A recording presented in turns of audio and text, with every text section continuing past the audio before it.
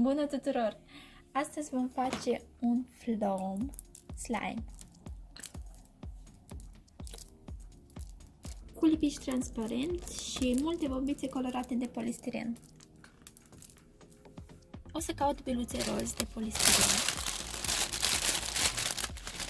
Am găsit una.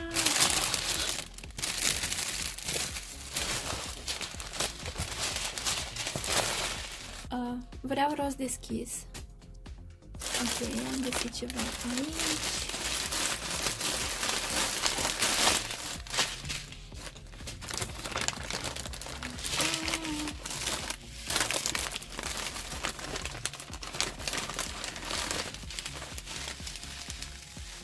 Sper că am destule biluțe de polistiren, dacă nu o să mai adaug pe parcurs.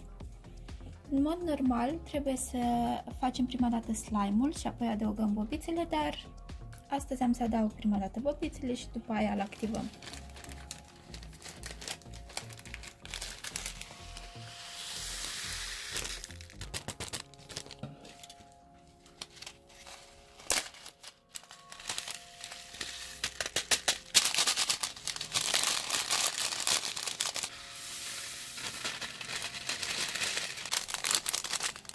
Ok, par destule.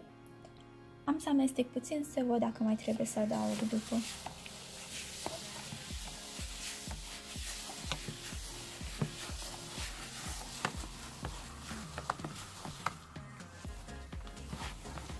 Fac o mămăligă roz. Cred că am să-l activez acum și dacă o fi mai adaug eu biluțe de polistiren după.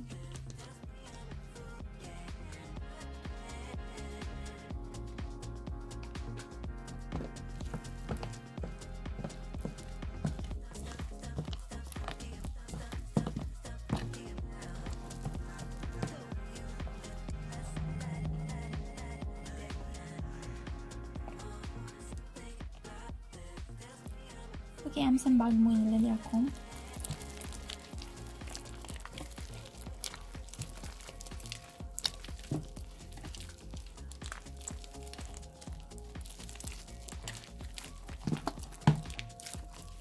Sper că nu am pus prea multă glicerină.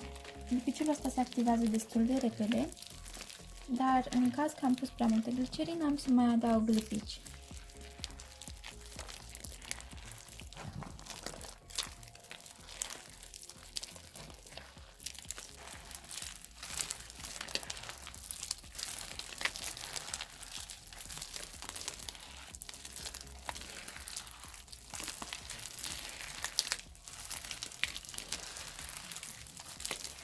Ok, hai să vedem ce avem aici. Super crunchy.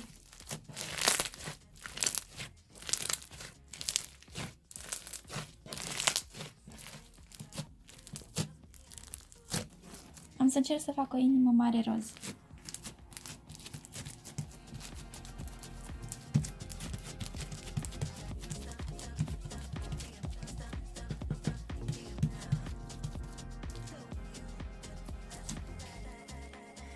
Îmi place foarte mult acest slime.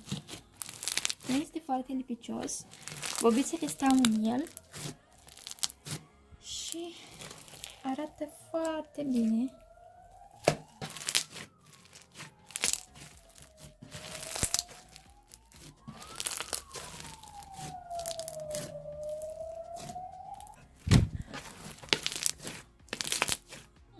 Aș putea oare să încerc să-mi fac un creier?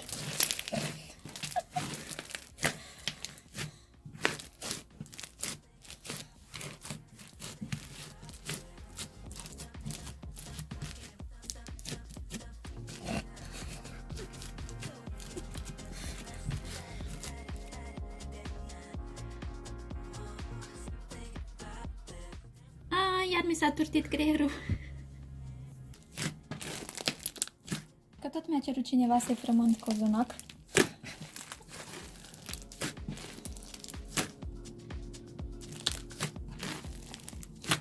Sper că v-a plăcut acest slime. Am să-l numesc Rozi.